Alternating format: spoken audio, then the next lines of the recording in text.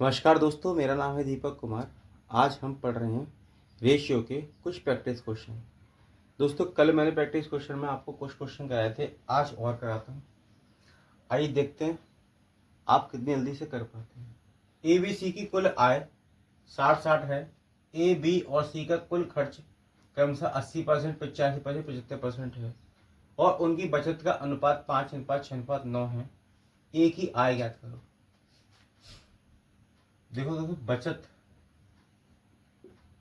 का जो अनुपात दे रखा है आपको, वो दे रखा है 5:6:9।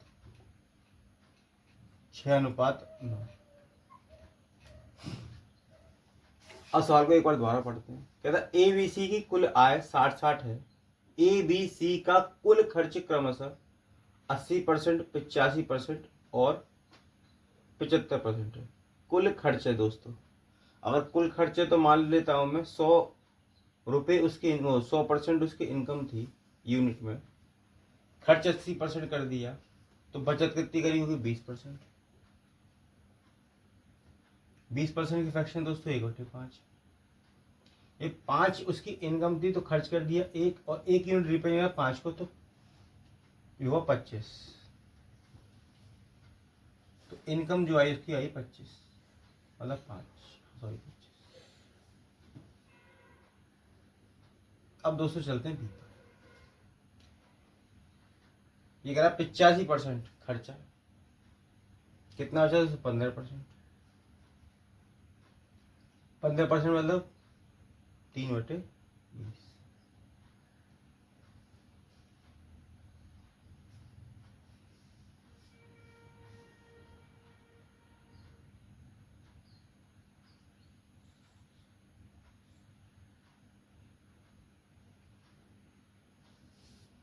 अब दोस्तों इनकम उसकी 20 है,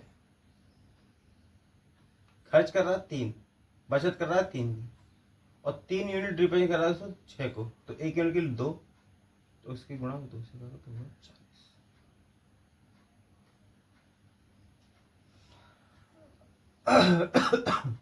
अब दोस्तों देखो, 75% मतलब 25% बचाता हूँ। 25 मतलब 1/4। इनकम 4 है, बचत करता है 1 यूनिट और 1 यूनिट रिपेयर करा 9 को, तो 9×4=36। तो दोस्तों इनकी इनकम का रेशियो आया 25:40:36। अगर ए और बी की कुल आय 60-60 है, जोड़ो दोस्तों 25, 36 और 40, तो दोस्तों 101। 101 रिपेयर करा 60 को, तो 1 यूनिट की वैल्यू दोस्तों कितनी है? 60। पूछा क्या आपसे? तो ए की इनकम बताओ। ए की आय 25, 25 गुणा 60, 5×6=30, 0 आएगा। 6×5=30, 0 आएगा। हासिल लगी 3, 6×2 12 और 3 15।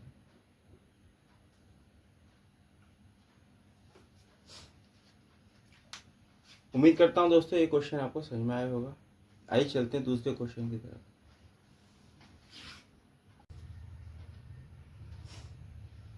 आइए दोस्तों चलते हैं एक नए क्वेश्चन की तरफ। कह रहा है बी सी डी और ई के वेतन क्रमशः 2:3:4:5। बी सी डी और ई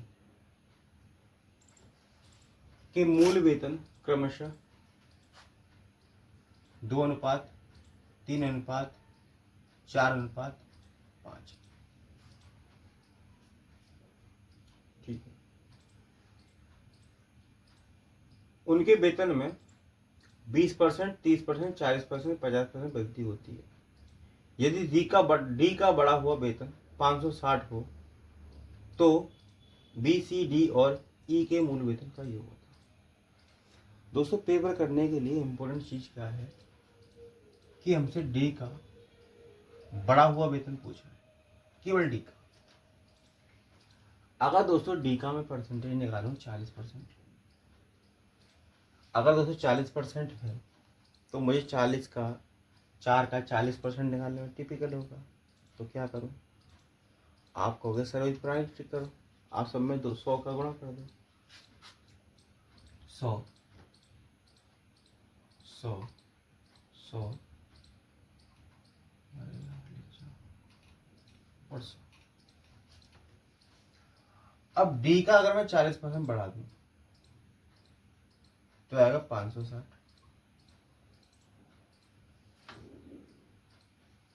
कैसे?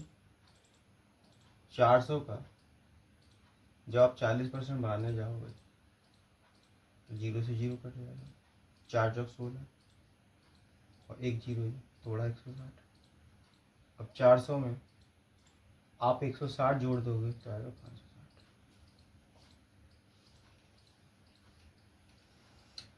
उम्मीद करता हूँ आपको यहाँ तक बात समझ में आई होगी। अब दोस्तों अगर आप इसको पेपर में कर रहे होते तो आपको ये लिखने की जरूरत नहीं थी। आप यहाँ से देखते हैं डी का वेतन है 40%, रेशियो ये 100 का करते 560। अब दोस्तों 560 रिप्रेजेंट कर रहा है किसको? 560।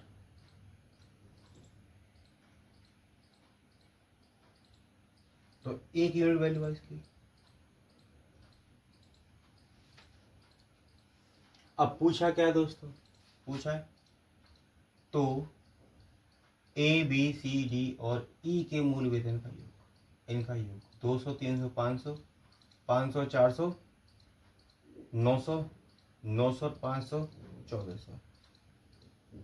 दोस्तों आप एक ही लाइन में कर सकते थे, आपको पेपर में डॉट भी उठाने आपको पेपर में पेन उठाने की भी जरूरत नहीं थी। कैसे करते? डी का पूछा है 40% निकालते 560, 560 रिलेट कर दे इससे एक यूनिट। अब दोस्तों एक यूनिट आ गई, 200 300 इनको यहीं पे जोड़ते और आप टिक लगाते आगे बढ़ जाते। आइए दोस्तों चलते हैं दूसरे क्वेश्चन की तरफ।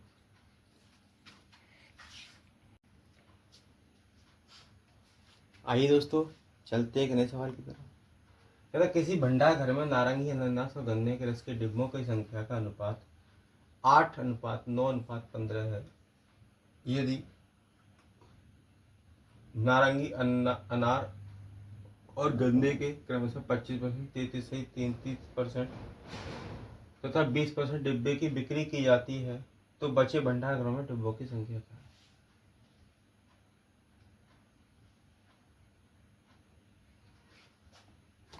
देखो दोस्तों कैसे करें। नारंगी अनार और गन्ने के रस का अनुपात है, डिब्बों का अनुपात है 8:9:। अब दोस्तों 25%, 33.33%, 20% डिब्बों की बिक्री हो जाती है तो 25% की अगर मैं फ्रैक्शन निकालूंगा तो 1/4। माने दोस्तों अगर 4 डिब्बे थे, एक बिक गया तो बचे 2 और 4 यूनिट रिप्रेजेंट कर रहा है 8 को, तो एक यूनिट की वैल्यू दोस्तों आई कितनी? 3 बचे 3। अब 4 यूनिट रिप्रेजेंट कर रहा है 8 को, तो एक यूनिट की वैल्यू 2, तो 2 गुणा 3 तो 6।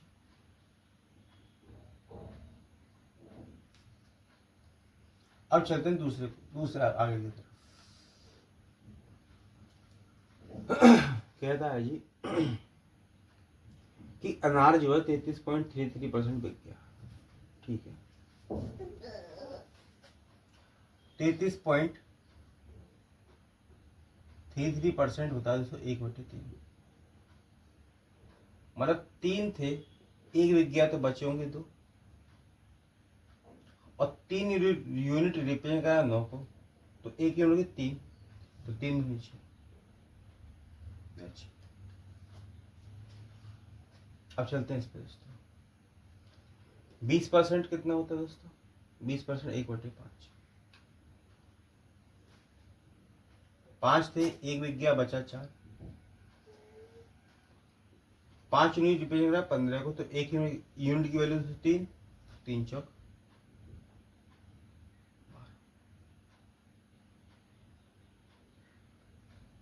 तो आया 6:6:5। अब क्या करें, रेशियो है, कट रहा तो काट दो। 6:6, 6:6 और 6:5। तो दोस्तों मेरा राइट आंसर होगा 1:1:2। उम्मीद करता हूँ दोस्तों आपको यह क्वेश्चन भी समझ में आया होगा। चलते दोस्तों एक नए क्वेश्चन की तरफ।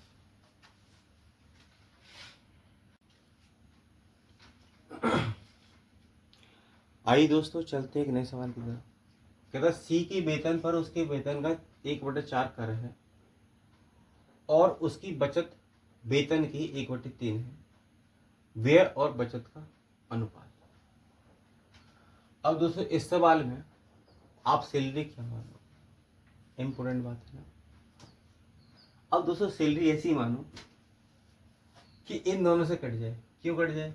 क्योंकि अगर मैं ऐसी मानो एक्स मानूंगा तो उसमें कैलकुलेशन दिक्कत होगी, परेशानी होगी। तो मैं क्या करता हूँ, इन दोनों का एलसीएम मान लेता हूँ। टैक्स 1/4 और उसकी बचत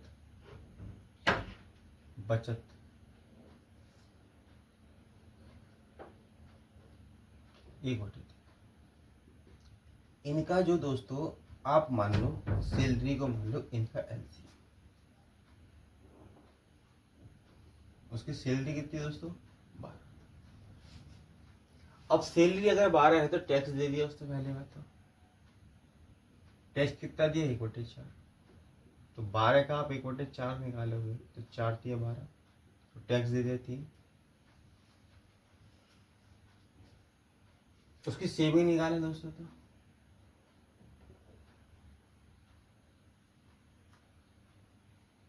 3 चौके 12, तो सैलरी आई 4, सेविंग आई 4।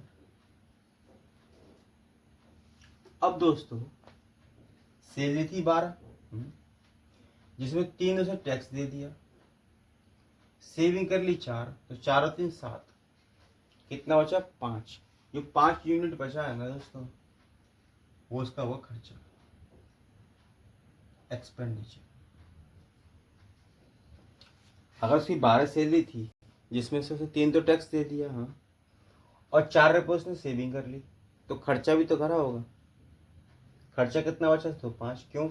4 और 3 7, हाँ, और 12 सैलरी थी, 7 उसने इस चीज में लगा दी, तो बच उसकी खर्चा क्या बचा होगा? ये 5। अब पूछ रहा है तो उसके व्यय और बचत का अनुपात। व्यय कितना करा? 5। बचत कितनी करी? 4। तो राइट आंसर है 5:4।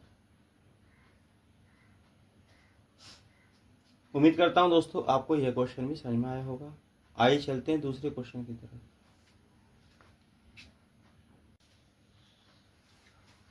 आइए दोस्तों चलते हैं एक नए सवाल की तरफ। थोड़ा सा बड़ा सवाल है लेकिन बहुत प्यारा सवाल है। आइए देखते हैं।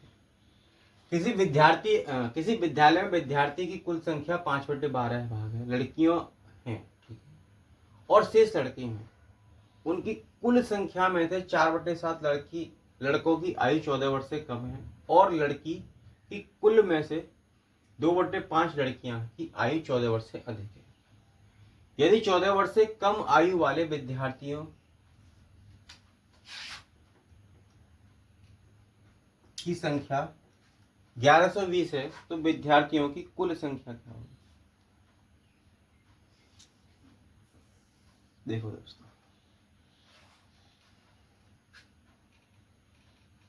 जो भी टोटल स्टूडेंट होंगे उनमें से लड़कियां होंगी 5/12। ये होंगी कर, तो शेष कितने बॉय बचे होंगे दोस्तों? 12 में से 5 हटाओ तो बचेगा कितना? 7/12। 7/12।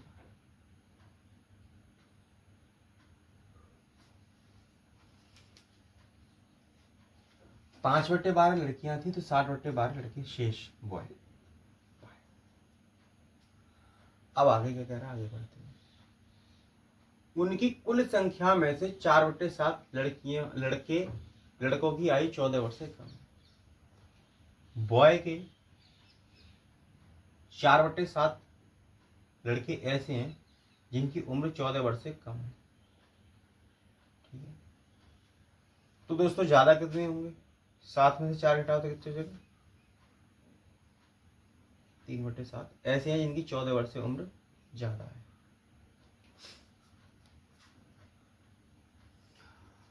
और लड़कियों की कुल संख्या में से, हाँ क्या कह रहा है, 2/5 लड़कियों की उम्र 14 वर्ष से अधिक है।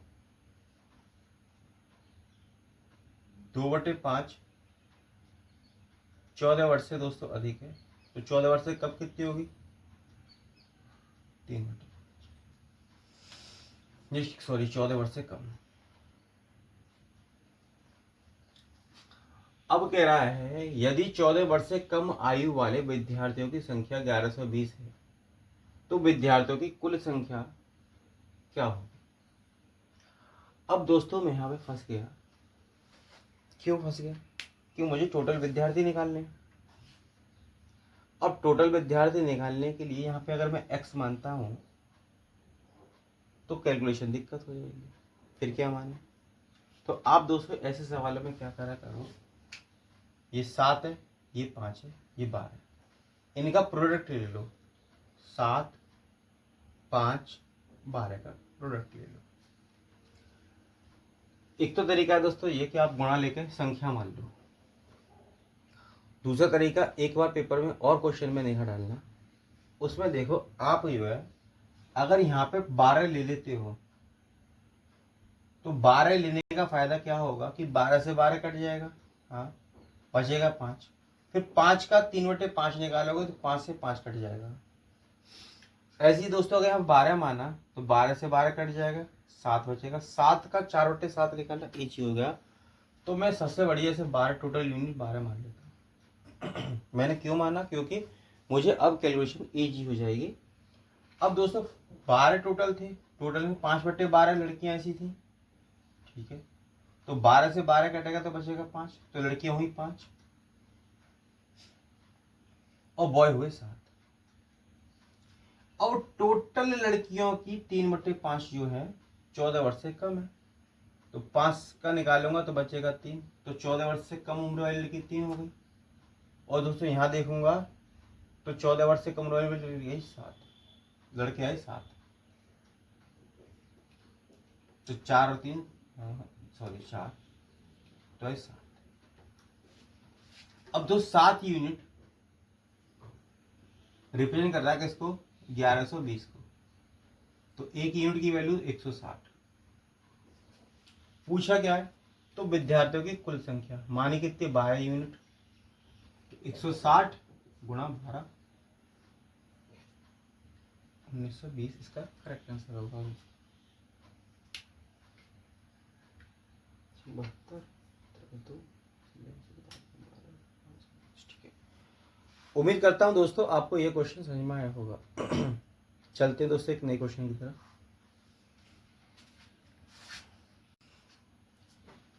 आइए दोस्तों हम स्टार्ट कर रहे हैं समानुपात, प्रपोर्शन। अब प्रपोर्शन समानुपात होता क्या चीज? मान लो दोस्तों मैंने दिया A अनुपात B, समान अनुपात मतलब समान इक्वल अनुपात के बराबर कोई चीज होगी, और दूसरा अनुपात दिया मैंने C अनुपात D। तो दोस्तों A अनुपात D, वो सॉरी A अनुपात B इक्वल होगा C अनुपात D के। दोस्तों इसको बोलते हैं समान अनुपात। अब